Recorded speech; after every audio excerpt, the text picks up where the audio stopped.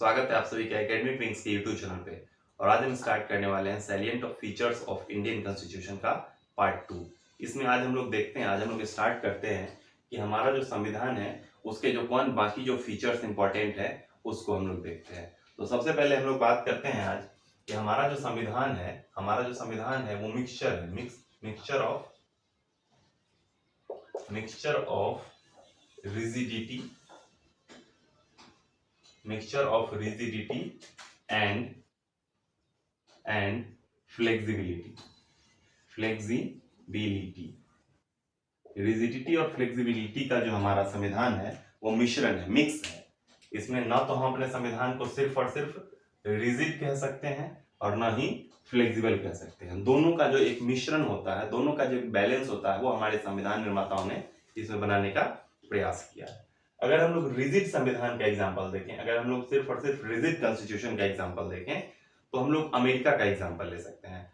American constitution जो है वो रिजिड कॉन्स्टिट्यूशन का एग्जांपल है। अब रिजिड कॉन्स्टिट्यूशन में क्या होता है कि उसमें अगर कोई भी प्रोविजन है उसमें अमेंडमेंट करने की जरूरत होती है, उसमें बदलाव करने की जरूरत होती है, तो एक स्पेशल प्रोसीजर अपनाया जाता है। स्पेशल मेजोरिटी वाली जो सुविधा होती है उसको लेना पड़ता है। उसी तरीके से हम इसको रिजिड कॉन्स्टिट्यूशन को अमेंड कर सकते हैं। लेकिन अगर हम फ्लेक्सिबिलिटी वाली कॉन्स्टिट्यूशन की, फ्लेक्सिबल कॉन्स्टिट्यूशन की बात करें तो हम लोग ब्रिटेन का एग्जांपल ले सकते हैं। ब्रिटेन का जो संविधान है वो फ्लेक्सिबल कॉन्स्टिट्यूशन है। वहां के संविधान में हम लोग सिंपल प्रोसेस से, सिंपल मेजोरिटी वाले प्रोसेस से हम लोग इसको बदलाव कर सकते हैं। उसको किसी तरीके का जो संशोधन है, अमेंडेबिलिटी है, उसको हम लोग अपना सकते हैं। तो हम लोगों ने देखा कि रिजिडिटी और फ्लेक्सिबिलिटी कहाँ के संविधान में है।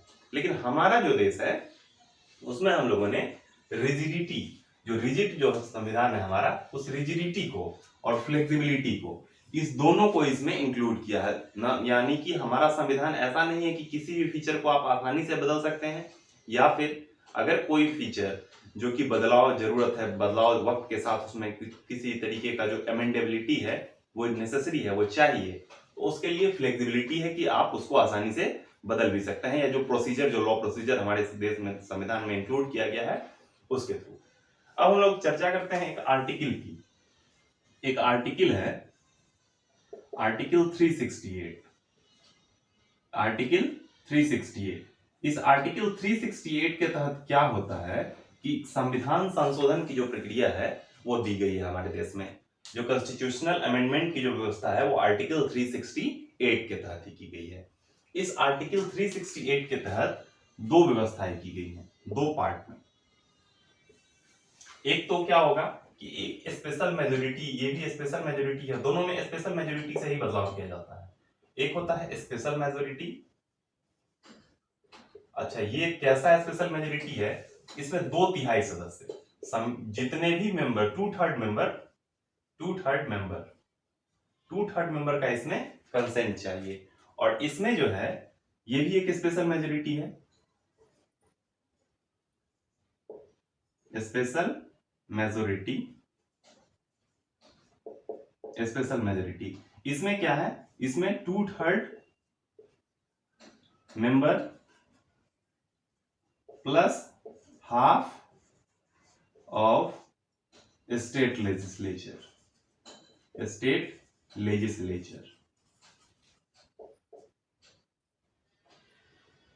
Half of state. अब इस दोनों में डिफरेंस क्या है उसको हम लोग समझते हैं। ये भी स्पेशल मेजोरिटी है, ये भी स्पेशल मेजोरिटी है। अगर हमको किसी संविधान के बेसिक स्ट्रक्चर में बदलाव करनी है, बेसिक स्ट्रक्चर में तो सबसे पहले बहुत आसानी से हम बदलाव नहीं कर सकते हैं, लेकिन अगर कुछ स्पेशल फीचर है, कुछ मेजर पोर्शन जिसमें हम लोग बदलाव करना चाहते हैं, तो हमको स्पेशल मेजोरिटी का सहारा लेना पड़ेगा। उसमें अगर थोड़े से जो नॉर्मल प्रोसीजर्स होते हैं, थोड़े से जो नॉर्मल प्रोविजंस होते हैं, उसमें हम लोग क्या कर सकते हैं कि स्पेशल मेजोरिटी के थ्रू हम लोग कर सकते हैं। स्पेशल मेजोरिटी में क्या होता है कि जितने भी सदस्य जो कि उस वक्त सदन में प्रेजेंट होंगे, हाउस में प्रेजेंट होंगे, उसमें 2/3 सदस्यों का कंसेंट चाहिए। 2/3 members of the member present and voting.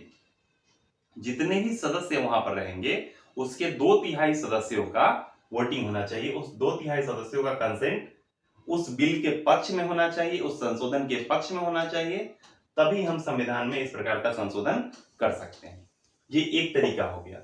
दूसरा तरीका क्या हो गया कि वैसे प्रोविजंस जो कि स्टेट को अफेक्ट कर सकते हैं, जो फेडरल स्ट्रक्चर जो है उसको कहीं ना कहीं असर डाल सकते हैं, उस पर हम लोग उस चीज को अगर यहाँ पर फोकस करें तो उस वाले केसेस में क्या होता है कि 2/3 सदस्य तो चाहिए ही, 2/3 मेंबर्स का कंसेंट तो चाहिए ही।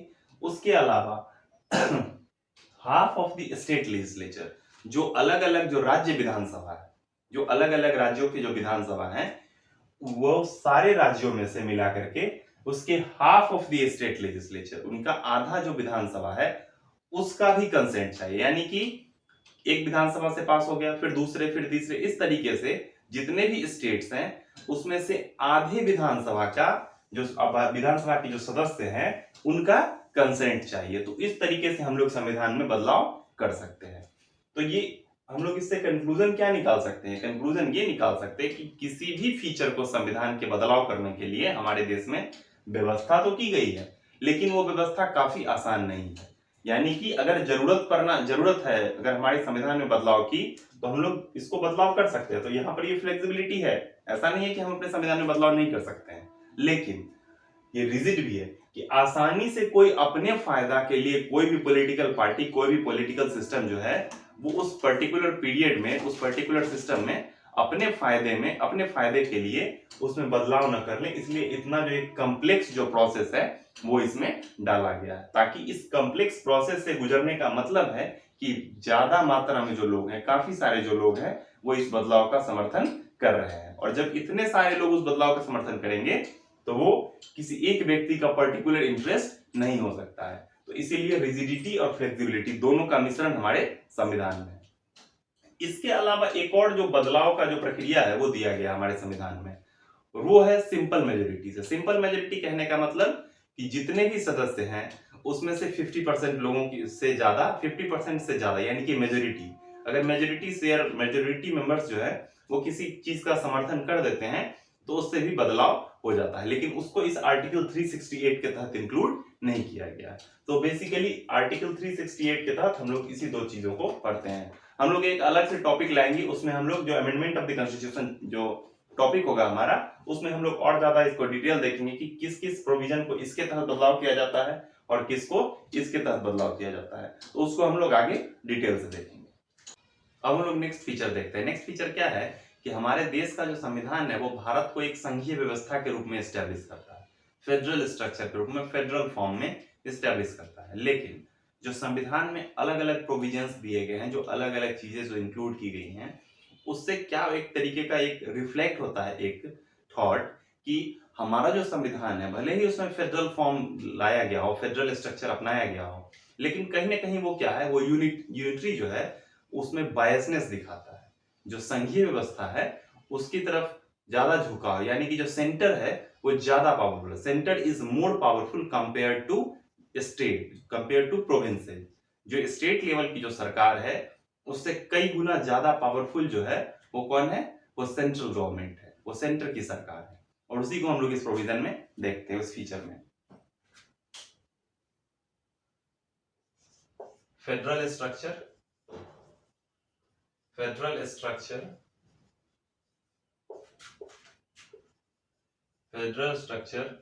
with powerful center,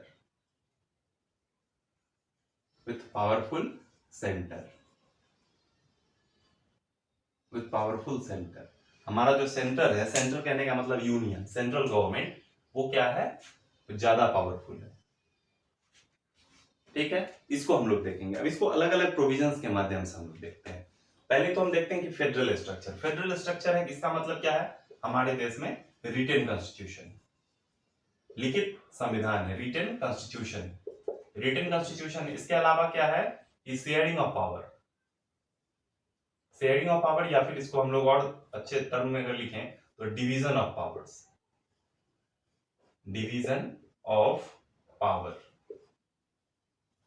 इसके अलावा independent judiciary, independent judiciary, independent judiciary. इसी के तहत काफी सारे जो ऐसे प्रोविजंस हैं उससे हम लोग देख सकते हैं कि हमारा जो संविधान है वो फेडरल स्ट्रक्चर। अगर हम लोग बात करें तो यहाँ पर सुप्रीमेसी किसका है, सुप्रीमेसी सुप्रीमेसी ऑफ कॉन्स्टिट्यूशन,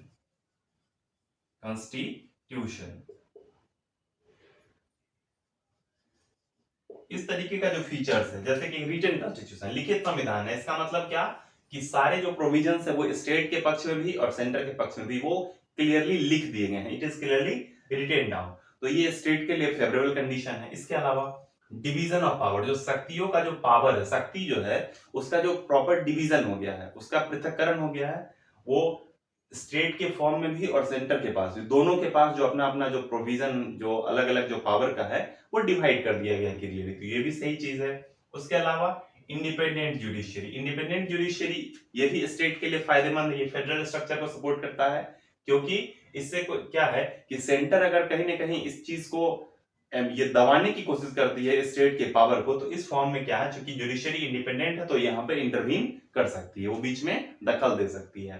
तीसरा क्या है, सुपरमेसी ऑफ कॉन्स्टिट्यूशन, कॉन्स्टिट्यूशन जो है उसकी सुपरमेसी, यानी कि संविधान है, संविधान में जो भी प्रोविजन दिया गया है उसके हिसाब से चलेगा, और संविधान सुप्रीम है तो ये सारे प्रोविजन जो है प्रॉपर्ली वर्क करेंगे। ये एक पक्ष हो गया। अगर हम लोग अब दूसरे पक्ष की बात करें, दूसरा पक्ष क्या होता है कि पावरफुल सेंटर कैसे है, तो पावरफुल सेंटर ऐसे है कि ये इंटीग्रेटेड जुडिशियरी है। इंटीग्रेटेड क्या होता है, जुडिशियरी है, यानी कि सेंट्रल लॉ हो, स्टेट लॉ हो, ये सारे कानून को जो है वो एक इंटीग्रेटेड फॉर्म में जुडिशियरी जो है वो ऊपर से नीचे तक वही इंप्लीमेंट करती है, उसके लिए कोई अलग कोर्ट ऑफ लॉ नहीं है, एक हिरार्किकल स्ट्रक्चर है जो कि हमारे जुडिशियल सिस्टम का, उसको भी हम लोग आगे देखते हैं अलग फीचर में। तो इंटीग्रेटेड जुडिशियरी है। उसके अलावा क्या है कि जो हमारे यहाँ सिंगल सिटीजनशिप का प्रावधान है, सिंगल सिटीजनशिप सिंगल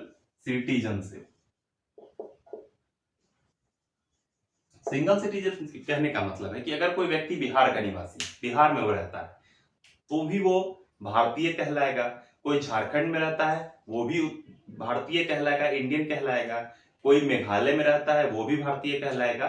तो पूरे देश में चाहे वो किसी भी राज्य का हो, किसी भी संघ शासित प्रदेश यानी कि यूनियन टेरिटरी का हो, वो क्या कहलाएगा, उसका पहचान जो होगा वो सिर्फ और सिर्फ एक होगा, that is he is Indian. उसका जो कार्ड होगा, आइडेंटिटी कार्ड, उस पर नेशनलिटी के रूप में सिटीजनशिप जो होता है उसमें सिर्फ और सिर्फ भारतीय लिखा जाएगा। ऐसा नहीं वो किसी बिहार का है तो बिहारी लिखा जाएगा, मणिपुर का है तो मणिपुरी लिखा जाएगा।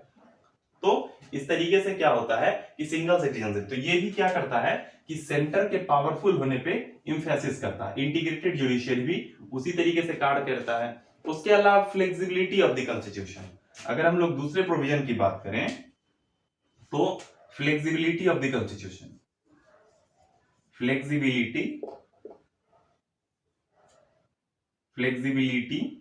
Of the constitution, flexibility of constitution, इससे क्या होगा कि अगर सेंटर चाहे तो भले ही हमारा कॉन्स्टिट्यूशन का जो ये अमेंडमेंट करने का जो प्रोविजन है वो थोड़ा सा कॉम्प्लेक्स है, लेकिन अगर वो अपने फायदे में चाहे, अगर अलग अलग स्टेट्स में उसकी सरकार हो, तो उससे क्या होता है, ये फ्लेक्सिबिलिटी वाला जो स्ट्रक्चर है वो उसको इस तरीके के लिए, इस चीज के लिए पावर देता है कि वो इसको बदलाव कर सके, तो ये भी सेंटर को ही पावरफुल बनाता है। इसके अलावा भी कुछ और इंपॉर्टेंट फीचर्स हैं, जैसे कि इमरजेंसी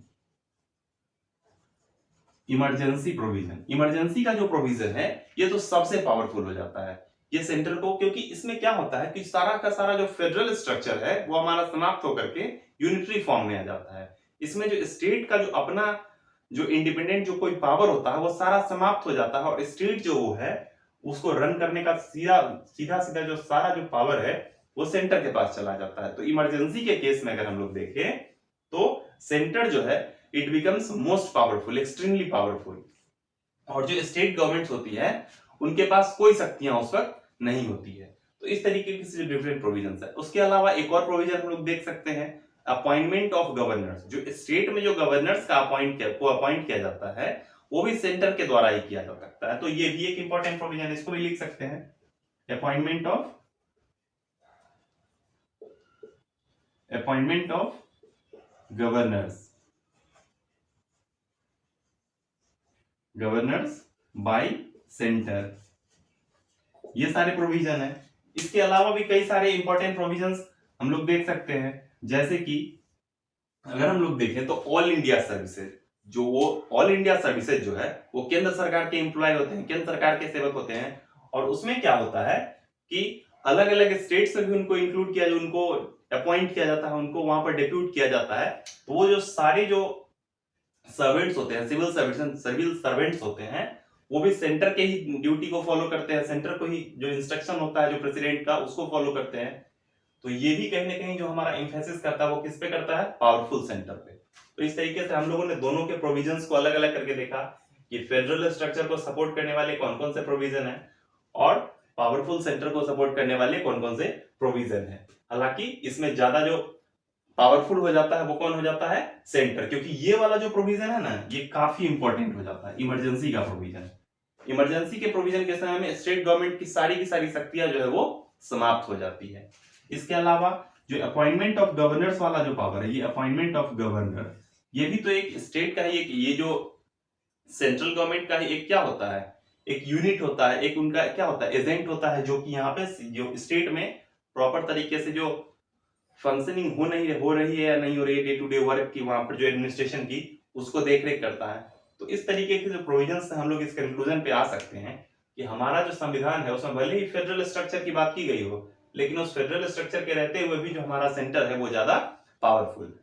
तो इस तरीके से हम लोगों ने इसमें दो प्रोविजंस को, दो अलग अलग फीचर्स को हम लोगों ने देखा। इससे आगे के जो फीचर्स हैं उसको हम लोग नेक्स्ट वीडियो में कवर करने की कोशिश करेंगे। Thank you.